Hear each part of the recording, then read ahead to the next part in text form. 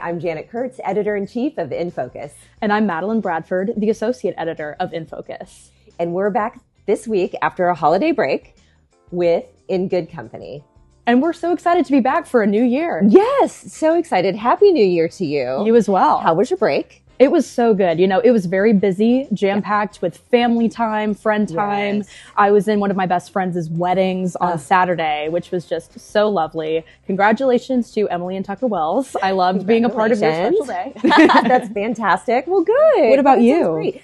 You know, it's very similar. Spent a lot of time with family. We traversed what felt like half the country and went from Nashville to Ohio and then back to Nashville, and then we kind of became hermits in our house in Florida for a week. Love it. And that was fantastic. It looked beautiful. Yes. Yeah. Thank you. It really was. So, but we're here and we're ready to get back to it and super excited to be here. Yes. While we were gone, as you know, our new January issue came out. And the January issue is full of wonderful bridal fashion, bridal experiences. Mm-hmm. But we also had the chance to sit down with Centennial Park Conservancy President John Tumminello and Four Seasons chef Derek Simcik to talk about the kind of invention and collaboration that happens during the Centennial Circle dinner, which was in its third year this year. It was phenomenal and absolutely outstanding. So take a listen. You're going to hear in their own words what they think about it and how it all came together. I am here with John Tumminello of the Centennial Park Conservancy and Chef Derek Simcik of Four Seasons. And we're excited to be talking to you today about our incredible experience that we just had, but really over the last 3 years with the Centennial Park Conservancy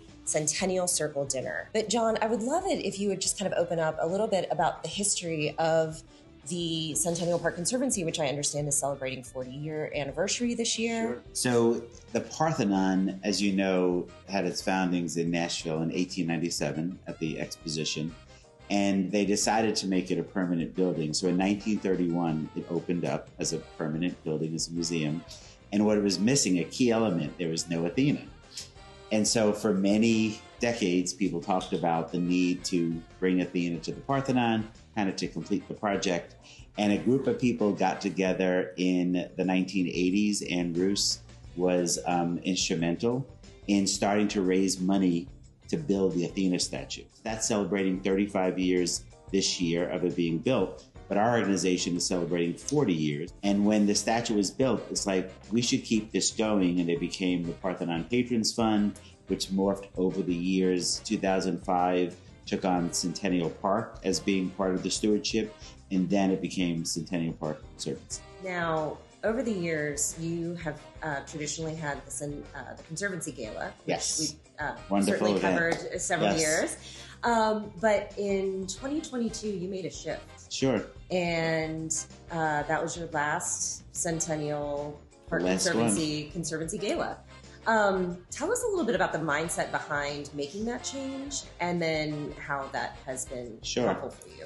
A lot of that strategic direction came from Sylvia Rappaport, our founding president, who obviously planned every one of the galas. When it was during the pandemic in 2020, a few weeks into it, I called Sylvia and I said, well, I guess the gala's canceled. And Sylvia said, of course the gala's not canceled. And she said, we're going to host it in the Parthenon parking lot. So we had it in the parking lot. People loved it. The next year, 21, it was in the parking lot again. There was a lot of rising costs. And we just looked at the model. Sylvia came to me and said, I think it's time to sunset the gala. And then it was, what do we do next? And so I was thinking about what might be a different model, maybe more relationship-based instead of event-based, to fundraise, and came up with this idea of the Centennial Circle. And that's how the program Patron Circle came about, and then the dinner. Wow. Well, speaking of the dinner, Derek, every year I've been, it has been amazing. Tell us a little bit about everything about how that was. You were inspired by that. How you pulled that together. It started actually in May of this year when I met with the group, and we were talking about what was happening and if I was interested, and I was definitely interested. And going with the anniversary of the statue being in there, I was like, why not lean into that theme and let's tell the story of the statue? And that's where I kind of took my experience of being born in Greece, and understanding my international travels of the food and cuisine and the flavors, and taking a modern approach of telling the story of the statue being created was kind of the inspiration behind it, and kind of throughout the journey where you ended with the statue. I'm a big fan of a transitional course instead of just going straight from savory to sweet.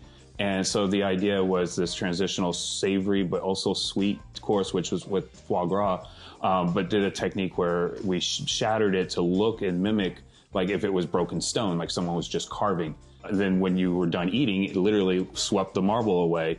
What was left was into the dessert course, which was these lips that were supposed to be representations of the lips of the statue of Athena. We infused or used the honey from the park in the dessert to help season it and flavor it. So we're actually bringing in the park, the conservatory, to the dinner. I think by having a smaller event, this event was under 50 people, that it is more of an intimate dinner party. And when we envisioned it, we had this idea of a chef's odyssey, go on a culinary journey with us. And every year it's been a different journey through a different country and a different cuisine. Being in the Parthenon when there's only that few people in that magnificent space, the room is so big. Yeah.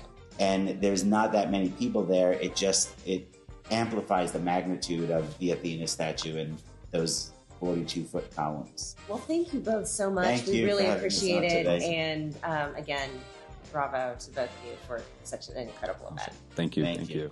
That was so great sitting down with them. I just really appreciated that opportunity. Such a great conversation. Your story in the January issue is so good, but I also love how the video expands on the history of the event. That's exactly right. And I think like that's on the minds of a lot of people. So how to kind of reinvent nonprofit fundraising. And in fact, that's a small plug for the article I have coming out in February.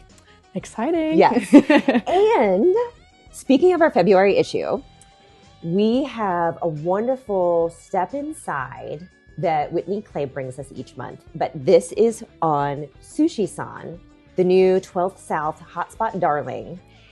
You and I got to go. It's amazing. The day we sent our January issue to press, we got to celebrate and have dinner at Sushi San, and everything was just absolutely divine. Do you want to touch on some of the food we had? Yes. Oh, well, we started with that taco that was like tuna, and then it had the crispy seaweed, and so it was literally like a little taco.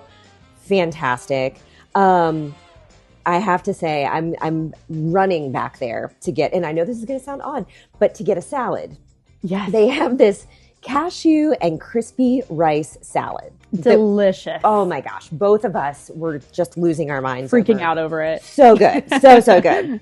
And then just this wonderful dish, that bluefin and chili ponzu that had like beautifully sliced watermelon in between each piece of bluefin tuna. Very unique dish. It really was. And very filling, but also you felt like you were being healthy too. Oh yeah. So that was fantastic. We had incredible sashimi that was just some of the freshest fish I think I've ever had. It was like butter, if you remember. So easy. I mean, just fantastic. Absolutely delicious. Some great rolls. And then we finished with, we had no New Year's resolutions to hold to yet, with the Japanese butter cake, which I'd never had. I hadn't either. Yeah. And it was so rich and creamy and delicious. Yes. It was just absolutely the perfect way to end the meal. And it was absolutely outstanding. And the service was so great. That really stood out to me. They were so attentive, so kind, so welcoming from the second that you stepped in the door. Oh my gosh. I mean, that really stood out. And then also just the vibrancy of the entire space. Yeah, it's really beautiful. It can either be scaled up for a nicer dinner or it can be a more casual spot, but you walk in and it's very open. It's almost bigger than you would imagine, but it's still very elevated and inviting. Yes. And it's kind of like an extension of a living room or a dining room. You kind of feel like you're gathering with a bunch of close friends to have a meal, which I really appreciated. Yes, it really, really did. You're right. And so anyway, it was just wonderful, but be sure to look for Whitney's coverage on that in our February issue that is coming up. So very excited about that. Okay. We have something fun that we're going to do really quickly. When we first started Nfocus, when Herbert Fox launched Nfocus in 1993, he had a little section called Rumors and Propaganda. And we thought it'd be fun to revive that. We need some content, so please email me when you have a chance, when you have some news. So if you remember from our last episode, we asked some of our Nfocus readers what their favorite Nfocus moments were from the year. And Emily Humphreys had just like the sweetest commentary. She talked about some of her favorite moments, but then she also talked about her lovely boyfriend, Barry Stowe. Well, for our Rumors and Propaganda this week, we are excited to announce that Emily has shared with us that Barry gave himself a little bit of a promotion this time, and they are now engaged. That is so wonderful. I know. Congratulations, you guys. Congratulations, Emily and Barry. We're so excited for you, and many, many well wishes. So anyway, that's Rumors and Propaganda. Send us your engagements, your weddings. Send us just some fun news, something light and bright and wonderful, and we're happy to share it. So thank you so much. Now, next week, this is the off season, but next week we will have some exciting content for you that is a mixture of both events and some of our friends in the community. So we'll be in the fashion closet with Katie Crumbo, and she'll be sharing a few of her looks that were some of her favorites over the time that she has been here. We will also be covering the Antiques and Garden Show, the preview party. And for the first time this year, we will be covering the Antiques and Garden Show Bourbon Party. And I'm so excited to attend. Yes, I think that's going to be great. We also sit down with the honorary co-chairs of that event, Southern Living Editor-in-Chief Sid Evans and event planner extraordinaire Rebecca Gardner. And we're going to be talking about her new book, Screaming Blast, which is just so, I love the title just in general. So That's going to be a lot of fun. And in special news, be sure to look for us on Wednesday on the show today in Nashville, where Madeline and I will be talking about In Good Company. And we are so excited. Yes, we are. So looking forward to seeing Carol Sullivan, and it'll be a lot of fun. So be sure to subscribe and like our YouTube channel. And remember that with you, our Nfocus friends, we're in good company. Cheers. Cheers.